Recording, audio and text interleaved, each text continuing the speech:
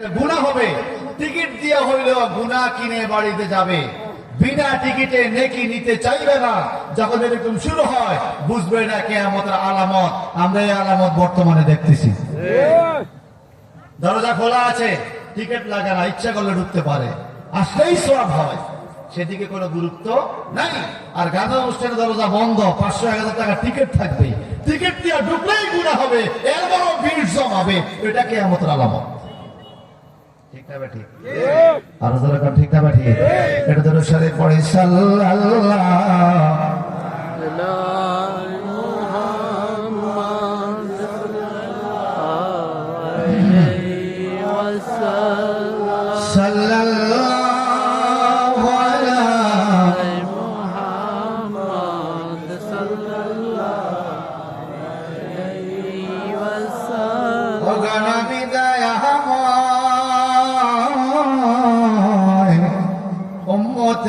লাগিয়া প্রাণ ঠান্ডা করে দিও কাউসার ফিলায়া সাল্লাল্লাহু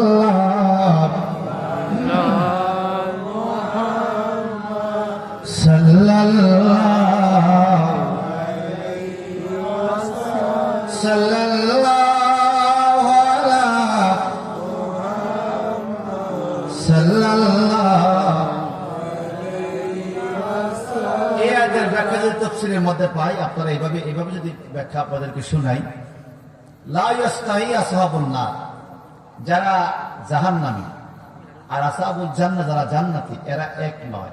এখানে দুনিয়ার মধ্যে আপনি দেখেন, দুনিয়ার মধ্যে আপনি দেখেন যারা আসহাবুস সুন্নাহ, সাহিবুস সুন্নাহ, সুন্নতি পন্থায় চলে, এদের মর্যাদা। আর যারা গায়রে সুন্নাহ, সুন্নতি পন্থা চলে না, এদের মর্যাদা কি এক? আমি ছোট্ট একটা উদাহরণ দেই। একদিন আমি হাজিগঞ্জ থেকে রওনা হলাম, তখন রহিমানগর জুমার নামাজ পড়তাম।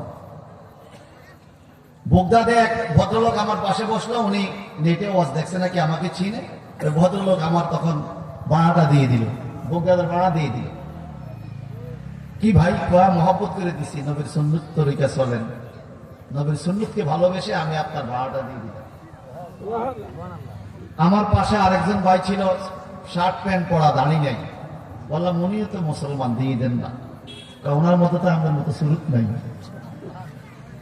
আপনার মতো সুরত ওনার মধ্যে নাই। আচ্ছা, গেল এটা।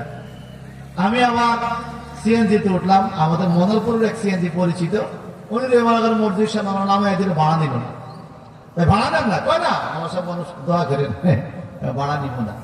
তখন ভাবলাম, আরে পরকাল তো অনেক উপরের কথা, দুনিয়াতেই তো যে ব্যক্তি ঈমানওয়ালা হয়, যে ব্যক্তি আমলওয়ালা হয়, যে ব্যক্তি সুন্নতওয়ালা হয়, তার সম্মান কত বেশি।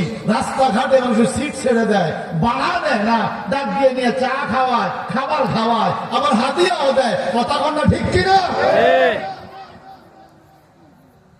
সাপোজ যদি এই মাহফিলে কোনো শিল্পপতি আসে, দুনিয়াবি কোনো এলেমদারি, উনি কি আয়সা টাকা নিবে না দিবে? কথা কন। আমি আপনাদেরকে পার্থক্যটা বুঝাই, নিবে না দিবে? উনি আয়সা বক্তব্য দিয়া টাকা দিয়া যাবে, আর হুজুর আয়সা বক্তব্য দিয়া টাকা নেয় না দেয়? টাকা কি নেয় নাকি আপনারা দেন? খুশি হয়ে দেন না হাদিয়া? এই পার্থক্যটা এটা একটু আপনি নিজেকে জিজ্ঞাসা করেন যে আল্লাহ, এখানে সবাই সওয়াব কামাইতে আইলাম, হুজুর ওয়াজ করলো, হুজুরও সওয়াব পাইলো, আমরা শুনলাম, আমরাও পাইলাম, আরেকজনের বক্তব্য দিল, উনি সওয়াব পাইলো, উনি টাকা দিয়ে গেল, হুজুরও সওয়াবও পাইলো, টাকাও নিল, বাসা নিয়ে খাওয়াইলাম, বড় বড় খানা। আমার দোয়াটা, হুজুর দোয়া করেন, আমার বাবার দোয়া করেন, আমার মা দোয়া করেন, আমার ছেলের সমস্যা একটু দোয়া করেন। আমি এটা বুঝাইতে চাচ্ছি যে দুনিয়া আখিরাতে আল্লাহ পাক এই জন্যই বলেছেন, ইন্নামা ইয়াখশাল্লাহ মিন ইবাদিল উলামা, আলেমরা হলো আল্লাহর বান্দাদের মধ্যে আল্লাহকে ভয় করেওয়ালা, আলেমরা বেশি ভয় করে। এজন্য আলেমদের মর্যাদা, ঈমানওয়ালাদের মর্যাদা, সুন্নতওয়ালাদের মর্যাদা। টাকা কম থাকতে পারে, পয়সা কম থাকতে পারে, মর্যাদা দিয়েছে কে? অনেকে মাঝে মাঝে মসজিদের বেতন বাড়াইতে গেলে কিন্তু বেতন বাড়াইতো, হুজুরে আল্লাহ চালায়, আপনারা কি শয়তানে চালান না? আপনারা কে চালায় বলেন না? হুজুরে আল্লাহ চালায়, অন্য করে আল্লাহ চালায়। এই কথা বোঝেন না, এগুলো সবাইকে কে চালায়? হ্যাঁ, সবাইকে কে চালায়? আল্লাহ পাক বলে ওয়ালাহুল জাওয়াবিল মুনশাআতু ফিল বাহরি কাল আলাম ফাবিআইয়ি আলাই রাব্বিকুমা। তুমি না শুধু ওই যে সাগরের মধ্যে জাহাজটা চলে, এটাও আমি আল্লাহ চালাই। জাহাজ কে চালায়? দেখতেছেন ড্রাইভারে চালায়, ইঞ্জিনে চালায়, জাহাজটাও আমি আল্লাহ চালাই, সবকিছু আমি আল্লাহ চালাই। চিনলে এখন আল্লাহু আকবার। তাহলে আপনি যে বলবেন হুজুরে আল্লাহ চালায়, এটা হলো হুজুর